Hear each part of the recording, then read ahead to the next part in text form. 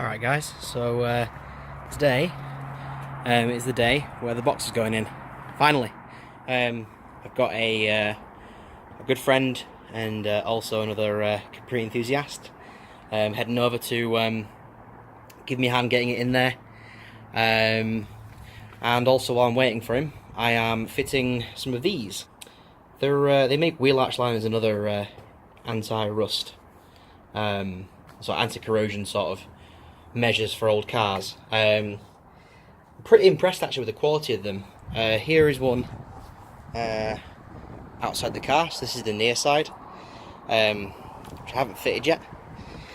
It's a pretty nice thick metal.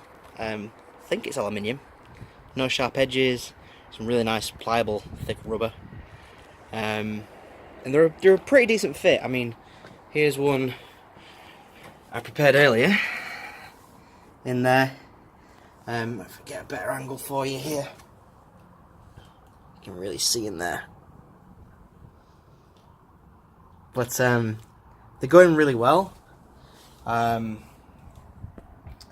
Fingers crossed that should provide a little bit of extra protection. Now I had to bash the thing into place pretty well. I mean, it basically meant booting it quite literally with your back on the floor until it went right back against the sort of inner inner panels and things.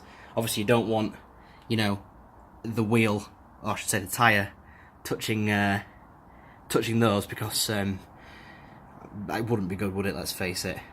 And the car's only been lowered 1 inch rather than 2, so fingers crossed we're all good with that.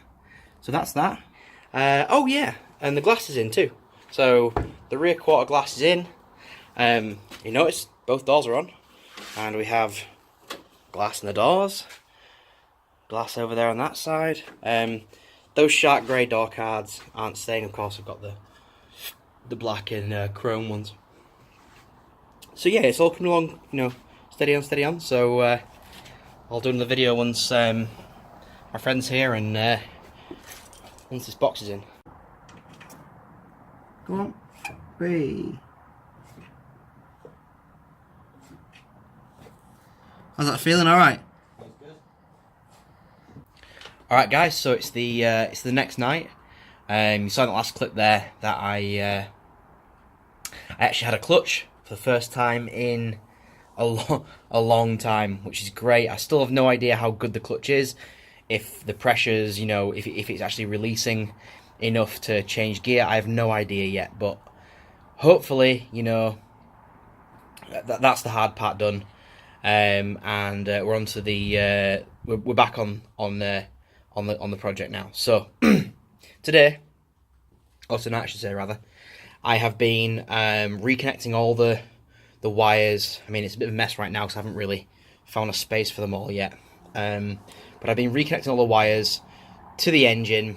If you remember that I unhooked a lot of them so we could move the engine back and forth easily to ease removal and refitting of the gearbox.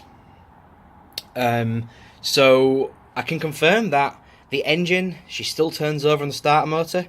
I've just done it now, which is great news. I did make sure I turned it by hand every couple of weeks. Tried to make sure I popped it into the garage and kept it turning over. The engine is still tight because it hasn't run yet, but fingers crossed we can get that sorted too. Once it's obviously been running for a little while. Apparently they are quite tight when they're new.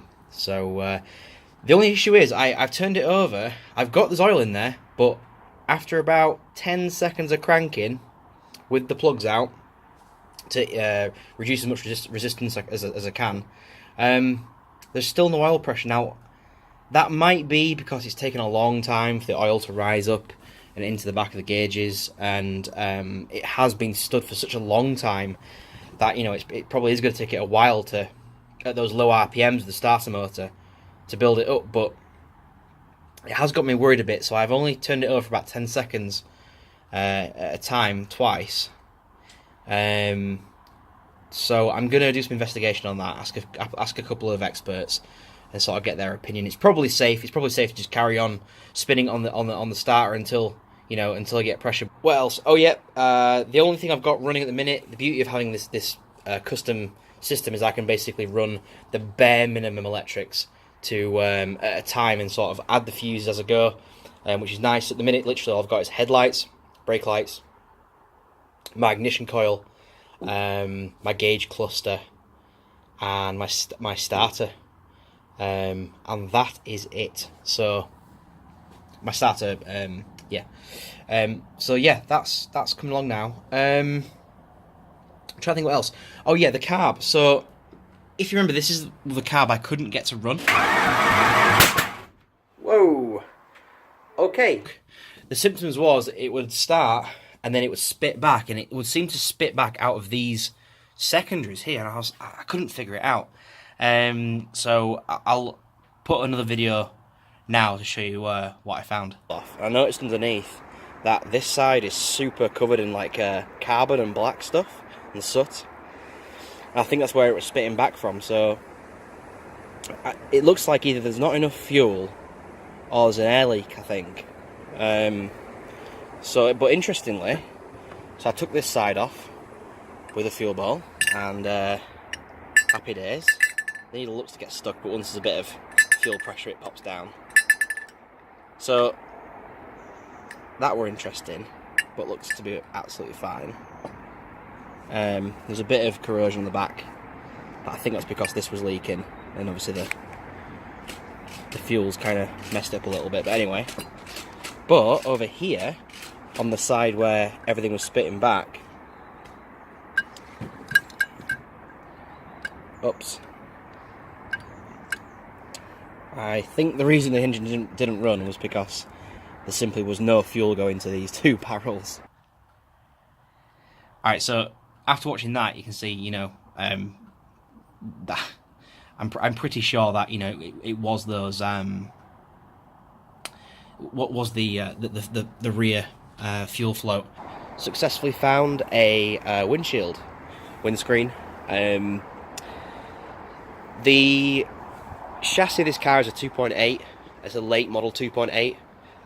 So it has the smaller windscreen with the thicker rubber. It's also a bronze tint. Now that's really, really hard to find, but luckily I found a guy called Colin on Capri World, the Facebook group. If you're not on there, you like Capris, get on there. It's really good. The people on there are fantastic, and you know they've helped me out massively. There's a guy in there called Colin, and he sells lots of Capri parts, and he happened to have this in a 2.8 special. He had sat on the workshop floor, and we got it out, and I brought it back this weekend. So this is going in the car very shortly, which means the only things left to do are turn the car over, install the windshield, and get them exhaust made, and it's MOT time.